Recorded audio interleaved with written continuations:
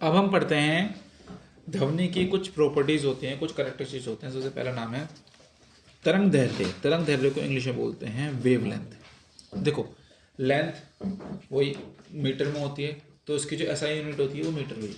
ठीक है, देखो वेवलेंथ मतलब तो एक जो साउंड कितनी दूर तक जा पा रहा है वो उसकी वेवलेंथ है। मान लो आपने कोई डीजे चलाया यहाँ पर, उसका साउंड कितनी दूर तक जा पा रहा है वो उसकी वेवलेंथ है। ठीक है, ध्वनि तरंगे एक संपीड़न, एक सटे हुए विरल की कुल लंबाई को तरंग दैर्ध्य कह देते हैं। ठीक है, देखो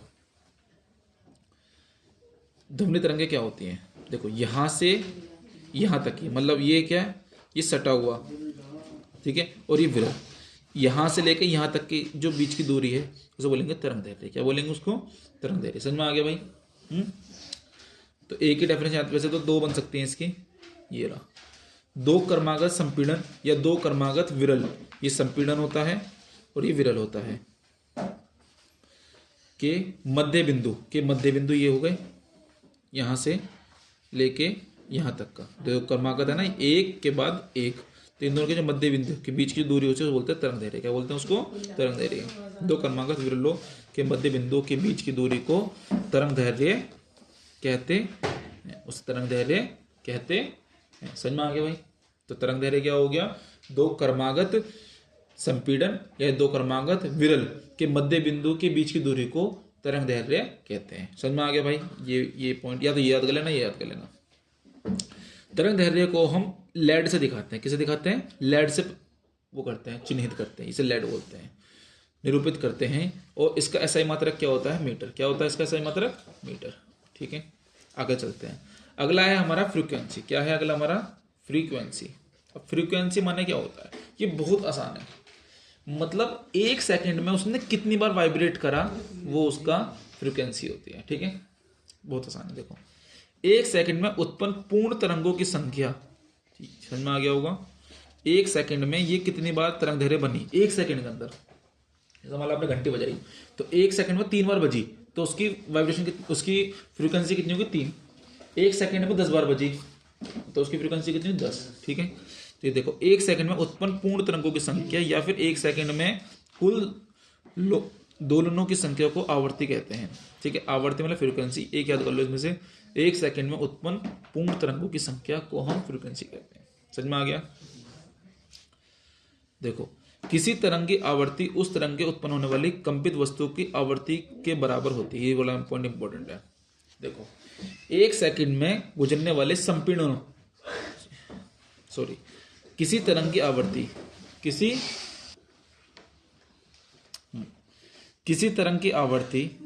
तरंग की आवर्ती उस तरंग में उत्पन्न होने वाली कंपित वस्तु। देखो, आवर्ती मतलब जो मैंने बताया था ये फ्रीक्वेंसी, उस किसी तरंग की आवर्ती उस तरंग को उत्पन्न करने वाली कंपित वस्तु, भाई आवर्ती जो उससे कंपन वाली वाइब्रेशन करने वाली वस्तु की आवर्ती के बराबर होता है। ठीक है, समझ में आ गया? मतलब कुल मिलाकर जो फ्रीक्वेंसी होएगा, जितनी बार वाइब्रेट होएगा वही फ्रीक्वेंसी होएगा।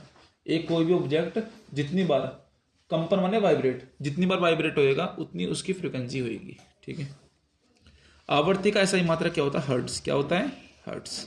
ठीक है, आवर्ती को एन या ग्रीक भाषा से भी दिखाते हैं। किससे दिखाते हैं? आप ध्यान रखना, आवर्ती किससे दिखाते हैं? एन से दिखाते हैं। ठीक है, समझ में आ गया? हर्ट्ज, एक हर्ट्ज एक कंपन प्रति सेकंड के बराबर होता है। मतलब एक हर्ट्ज बराबर एक वाइब्रेशन पर second. 1 vibration in 1 second is equal to 1 hertz.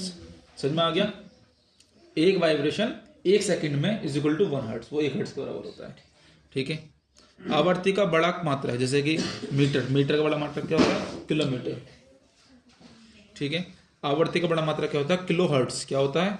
Kilo hertz. ठीक है, अगला हमारा पॉइंट है आवर्त काल, टाइम पीरियड। ही बड़ा आसान है। टाइम मतलब एक कंपन में लिया गया समय को बोलते हैं आवर्त काल। देखो, एक कंपन को पूरा करने में लिया गया समय को आवर्त काल कहते हैं। बस खत्म बात। ठीक है, एक फ्रीक्वेंसी को कंप्लीट होने में जितना समय लगता है उसे आवर्त काल कहते हैं, टाइम। ठीक है, एक वाला पॉइंट याद करना। दूसरा यहाँ पे आवर्त काल का ऐसा ही मात्रा क्या होता है? सेकंड, जिसको हम टी से दिखाते हैं। किसे हम कैसे दिखाते हैं? टी से। किसी तरंग की आवर्ती आवर्तकाल का व्युत्क्रमानुपात, ये वाला पॉइंट इंपॉर्टेंट है। हमने अभी क्या पढ़ा था, आवर्ती पढ़ी थी, क्या बोलते हैं, फ्रीक्वेंसी।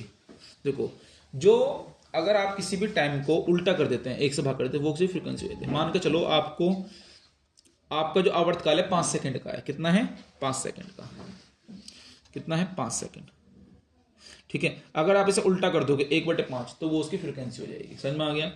जो भी आपको टाइम दिया गया, मैं रिपीट कर रहा हूं, जो भी आपको टाइम देते हैं उसको उल्टा कर देते हैं 1/5, तो वो उसकी फ्रीक्वेंसी हो जाएगी। तो n बराबर 1/t, n क्या होता है हमारा, फ्रीक्वेंसी, ठीक है, मतलब आवर्ती, ठीक है।